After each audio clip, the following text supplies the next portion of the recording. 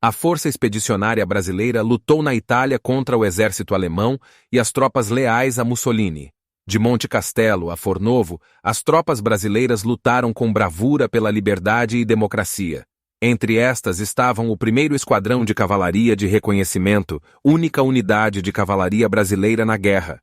Confira aqui no vídeo a história dos lanceiros de aço da FEB.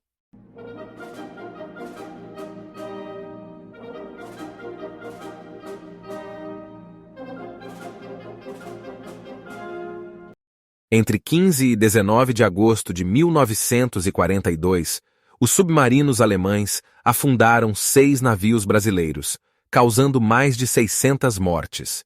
A reação popular foi imediata. Os brasileiros realizaram grandes manifestações pedindo a guerra, que foi finalmente declarada em 31 de agosto do mesmo ano.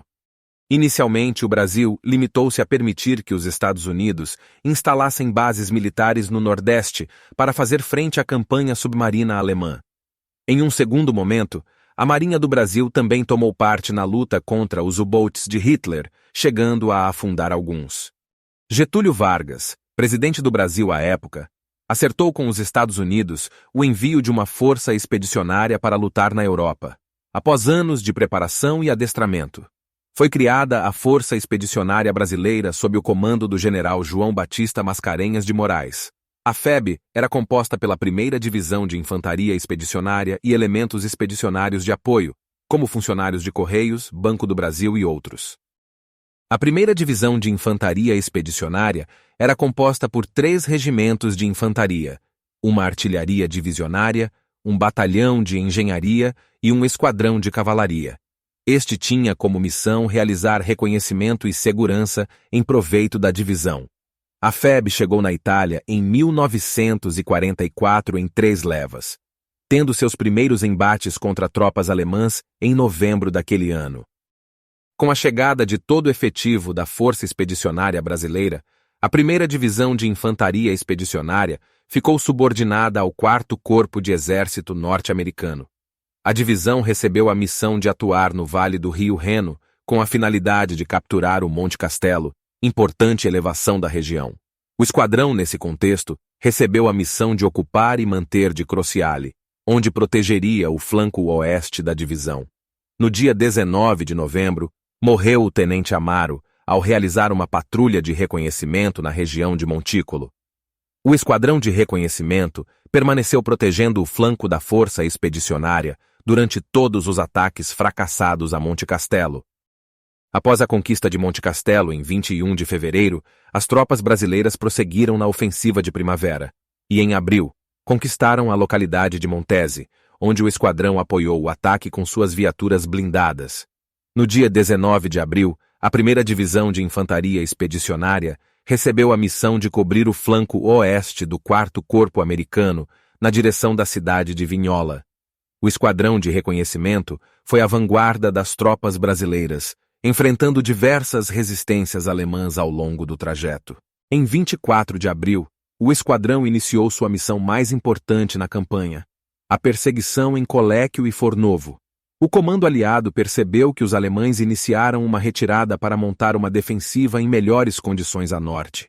Para impedir a reunião e organização das tropas inimigas, o general Mascarenhas de Moraes decidiu iniciar uma perseguição ao inimigo em sua zona de ação. O esquadrão de reconhecimento, apoiado por uma companhia de infantaria, avançou a sul da divisão. No dia 25 recebeu a informação que tropa alemã se reunia nas cidades de Coléquio e Fornovo. Após um agressivo avanço, o esquadrão chegou em Coléquio, onde recebeu fogos de armas automáticas inimigas. No dia 26 de abril, o esquadrão de reconhecimento e um batalhão de infantaria conquistaram a cidade, obrigando o retraimento do inimigo para Fornovo. O general Mascarenhas de Moraes ordenou o cerco das tropas alemãs naquela cidade.